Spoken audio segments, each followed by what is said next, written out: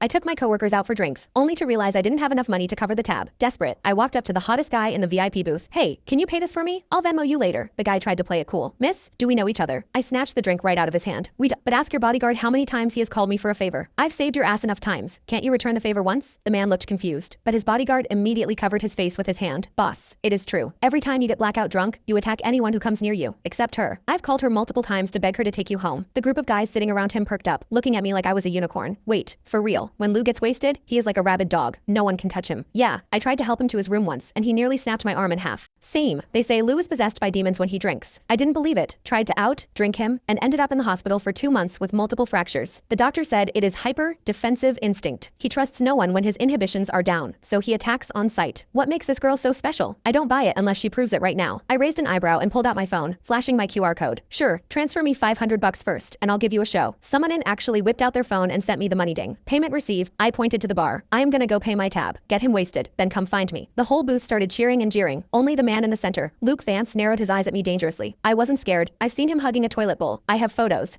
Look at him now, sitting there like a king in his VIP booth, all elegant and refined. A total fraud. I'd already seen him at his worst. I paid the bill and sent my coworkers home. Then I walked back to the booth. Hey, I took the 500. I had to deliver the show. Luke's friends were trying their hardest to pour drinks down his throat, but Luke wasn't having it. He grabbed my wrist, dragged me out of the club, and shoved me into his Maybach. Slam, the door shut so hard the car shook, like a shaken soda bottle finally popping its cap. I rubbed my nose. Hey, it is not my fault. You only trust me when you are drunk. It is annoying for me too, you know. It all started 6 months ago. I was leaving work late when I saw a guy sprawled out in the middle of the street using a city bike as a blanket. It was hilarious. Being terminally online, I had to take a video, but when I got closer, damn, what a face too bad he was wasted, reeking of alcohol. He was muttering about being thirsty. I took out my water bottle and poured him a cup. He was surprisingly obedient, gulping it down. I tried to wake him up. Hey, you can't sleep on the street. Where is your phone? I'll call your friends. He ignored me, snoozing away on the asphalt. I had no choice but to pat him down. Found his legs were incredibly long, like model long. I found his phone, unlocked it with Face ID easy when they're asleep, and FaceTime, the first contact on his list. I pointed the camera at his face. Hello, this phone's owner is sleeping on the street. If you are his friend, come get him. The guy on the other end didn't even ask for a location. He just screamed. Back away from him 5 feet now. I thought he was worried I was going to rob the hot guy. I scoffed. Relax. I am not interested in drunks. I am sending you the location. Hurry up. The guy yelled again. Do not ignore me unless you want to die. Psycho, I hung up. Then I sat on the curb to guard the guy. He decided my thigh was a better pillow than the bike. He slept like a baby under the moonlight. 10 minutes later, the friend arrived and looked at us like he was seeing a ghost. I swore. Look, I didn't touch him inappropriately. As soon as I spoke, the guy shifted. He wrapped his arms around my waist and buried his face in my stomach, treating me like a body pillow. I couldn't pry him off. I pulled his ear. Hey, wake up. Your friend is here. Let go. He didn't budge. I looked at the friend. Help me out here. I can't move his arms. The friend